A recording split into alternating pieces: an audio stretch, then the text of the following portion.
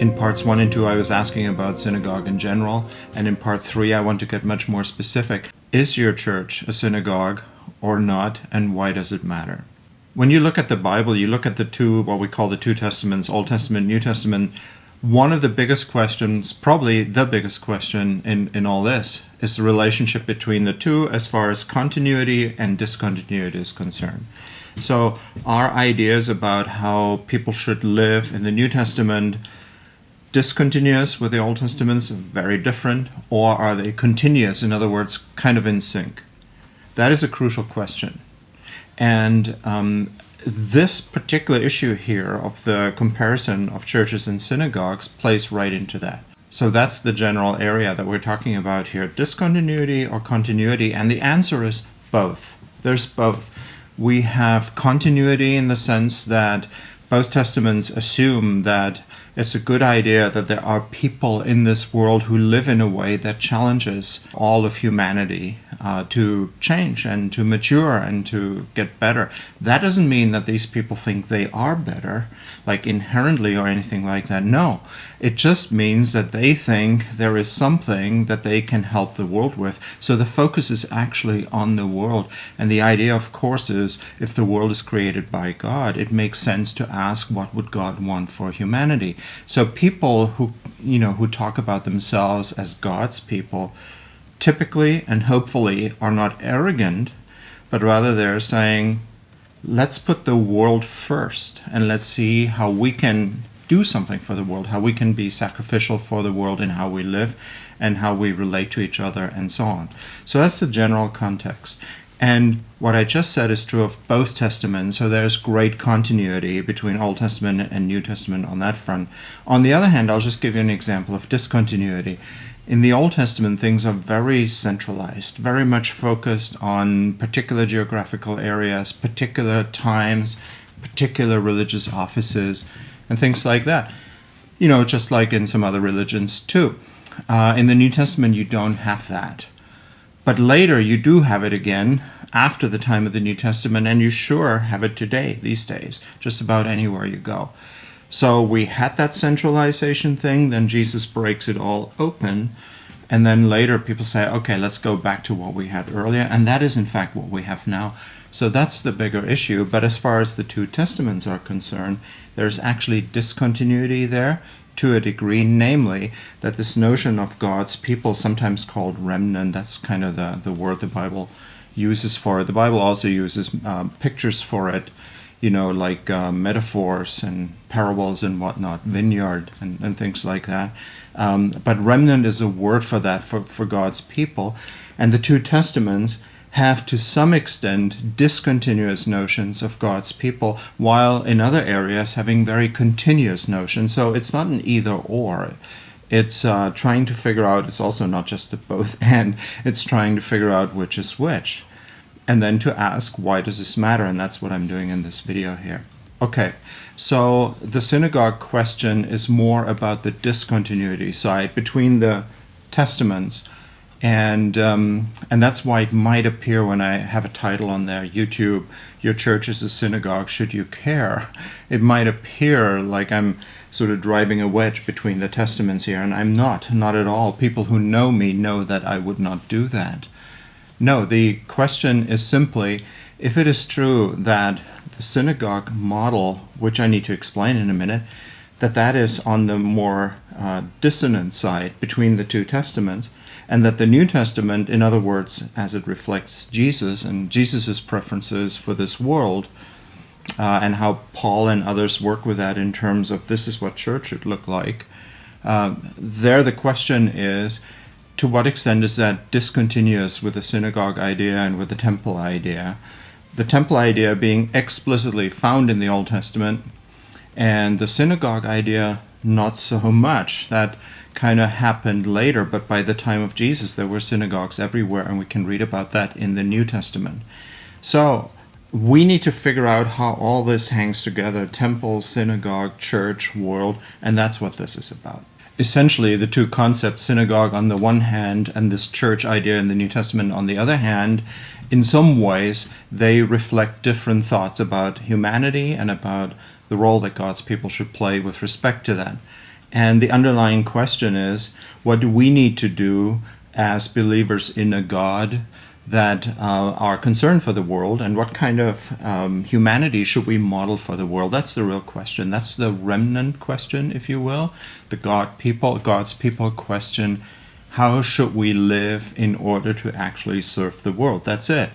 If churches aren't interested in that, if synagogues weren't interested in that, that'd be bad news, and that'd be, an obvious question to ask. Why do it at all?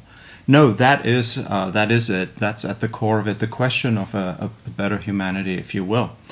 Okay, so I told you that there are differences between the synagogue and the New Testament idea of church, and I also told you that I think churches today are much more on the synagogue side than the Jesus side and the New Testament side, and I need to explain more about that. So what's the difference then between them?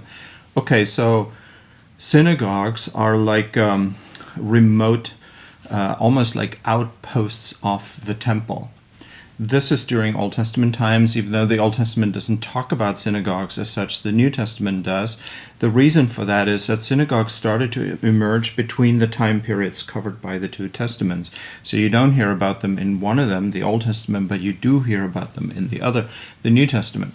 So the New Testament was written 2,000 years ago, and the Old Testament in the hundreds of years before that, and there was a bit of a gap between them. All right, so what are the differences then? Well, if the synagogues are like a signpost to the temple, that makes a lot of sense, because that means that Jews who were dotted around Israel and even outside of Israel, the diaspora we call it, that Jews like that couldn't necessarily go to the temple. It would be really hard to go to the temple, and they would have liked to go at least once a year. It would have been very difficult to travel that far and to go there and to participate in the temple worship and so on. The synagogues essentially presented a solution to that. So now you have these outposts, and they effectively point to the temple. Now, the temple was extremely centralized, and power was at its center. The temple was a power center for the city of Jerusalem, for the people of Israel, and in Jewish thinking, essentially, it was the center point of the world. And synagogues reflect some of that. I'll say more about that, but basically for now, just make a mental note. Synagogues are centralized. They point to the temple. And we can see that, for instance, by the fact that when synagogues started to be built, so synagogues as buildings rather than synagogues as little, congregations in people's houses, when they started to be built, they were often built on a hill.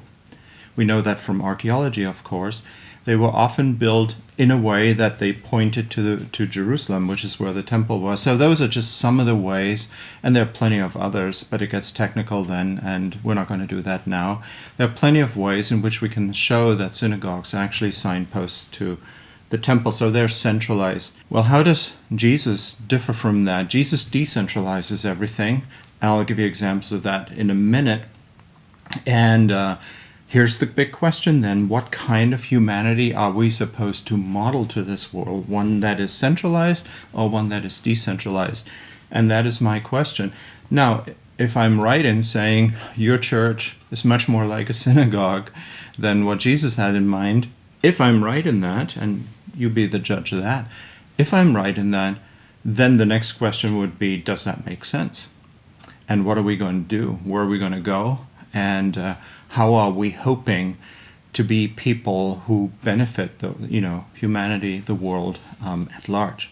Okay, so those are the two big differences. The synagogue is centralized. It is very ritualistic. It has holy times and holy spaces and holy offices, and there's a hierarchy there. And with Jesus, all of that is gone. And I mean all of it. Every part of it. People don't realize that sometimes, and people often disagree, and they say, no, it's not true.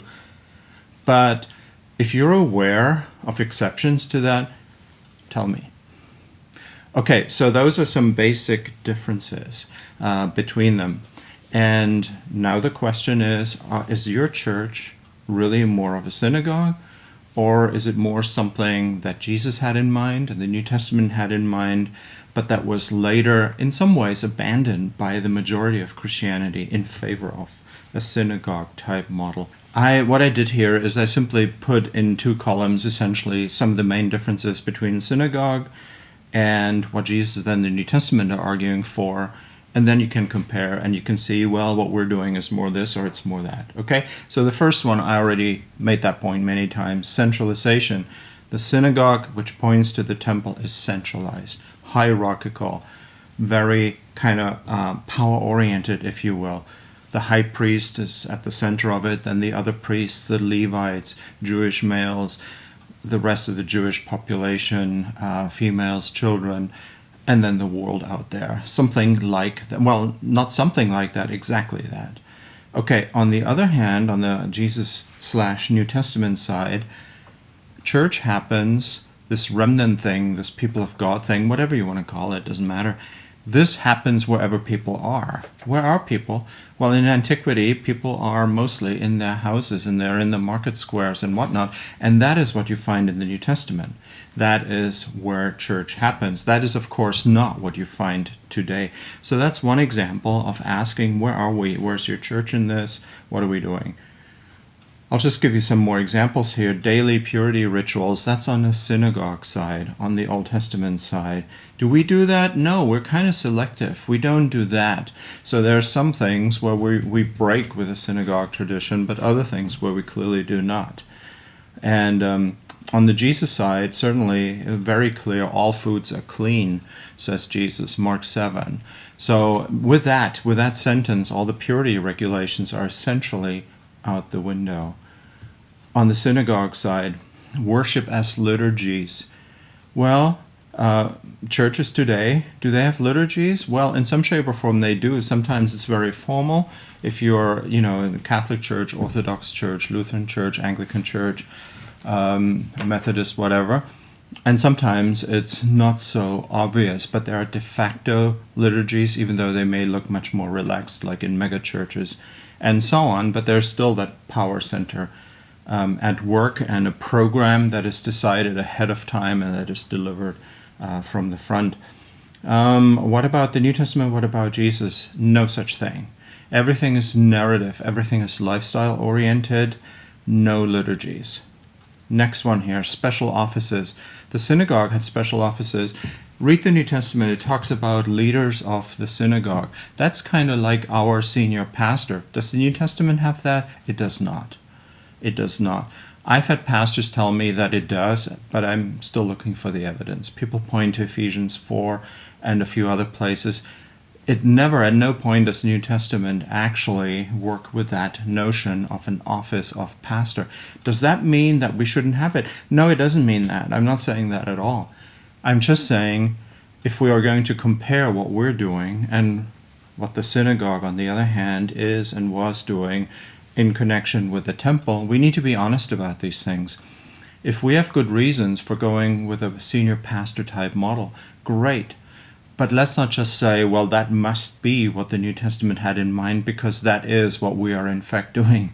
That's not how this works. We need to be honest at this point with ourselves, with the biblical text. No problem at all. I'm friends with plenty of pastors. I make it my work to help pastors and so on. I'm just saying on this particular point, we need to be honest. The synagogue, the temple, they have sacred days, special worship, sacred times, and so on. Does the New Testament do that? No. The New Testament celebrates this notion of God's people mostly around meals that people are having anyway. And yes, those meals are done a little bit differently. That's as close as you get to anything liturgical, but it's actually not liturgical. These are just fellowship meals, as they're called. On the synagogue and temple side, pilgrimages to the temple. On the New Testament side, not at all.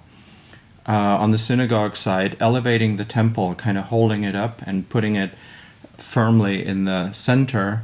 The New Testament, no more temple. Temple is needed, temple is gone. On the synagogue side, it's generally building oriented. The actual synagogues that were built, that we unearthed, we have archaeological evidence of that.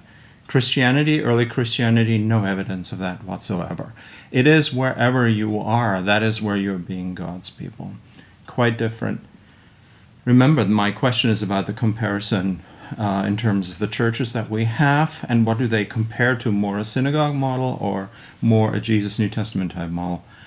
Okay, what else do we have here? Enforcement of barriers on the synagogue side, on the temple side. On the New Testament and Jesus side, it's all about hospitality, limitless hospitality. What else do we have here?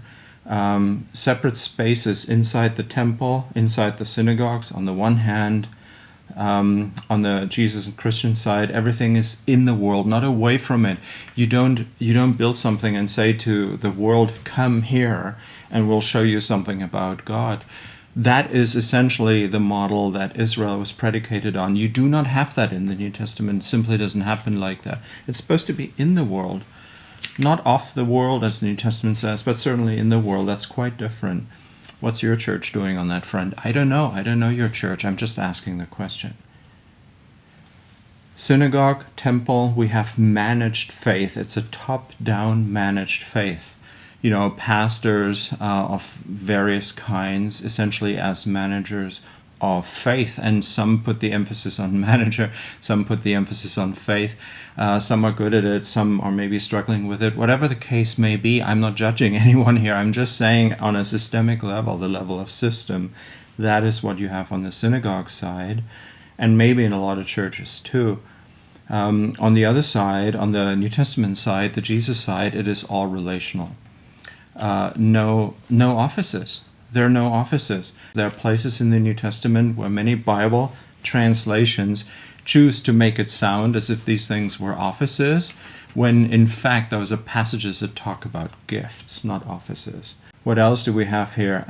Israel had a strong national sense of election. We have been elected as a people, a tribal people, to be this model community to the world. Jesus comes along and says, but you've not been very good at this. Let's redo this. Let's do a 2.0 version, and this time get it right. And that's not me criticizing Israel here. That's me saying, here is what Jesus came to achieve. And he's very clear about this, and he paid a price for it. We know that. He died on the cross. Okay, so in the Old Testament, you have all these laments about the city of Jerusalem, the holy city. In the New Testament, there is no holy city. It's not Rome, it's not Jerusalem. In the New Testament, the movement is very much, it starts in Jerusalem, but it immediately goes outside. You know how Jesus carries the cross out of the city. Even the crucifixion happens outside, and from there it's out into the Roman Empire. Very different, again, from the centralized understanding. The temple synagogue model works with a written code kind of model. Do this, don't do that. There's nothing wrong with that. You will not find that in the New Testament. There is advice on practical living, absolutely, but that advice is always couched in relational terms, quite different. What else do we have here? God's presence in the synagogal model and the temple model is mediated. In the New Testament, obviously not, clearly not. It is wherever 2 or 3 are gathered in Jesus' name, it says, Matthew 18, God's presence is right there. Now, I know that in Matthew 18, that's a specific situation, but the principle holds true in general. So it's a relational, decentralized model. And on the synagogue side, I'm almost done. Synagogue side, God's people are set apart. And on the Jesus side, God's people are supposed to be in culture, not away from it, not saying to people, you need to come to us. No, we need to be where the people actually are. On the synagogue temple side, tightly organized and regulated. No such thing on the New Testament Jesus side. Very gift-driven. Very messy in some ways.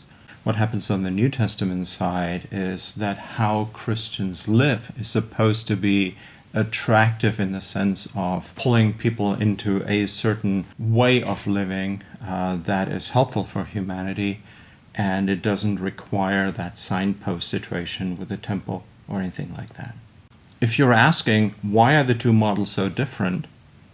Then think of it this way. Israel's task was in some ways twofold. Israel was supposed to do 2 things at the same time. On the one hand, live out the world's problems symbolically.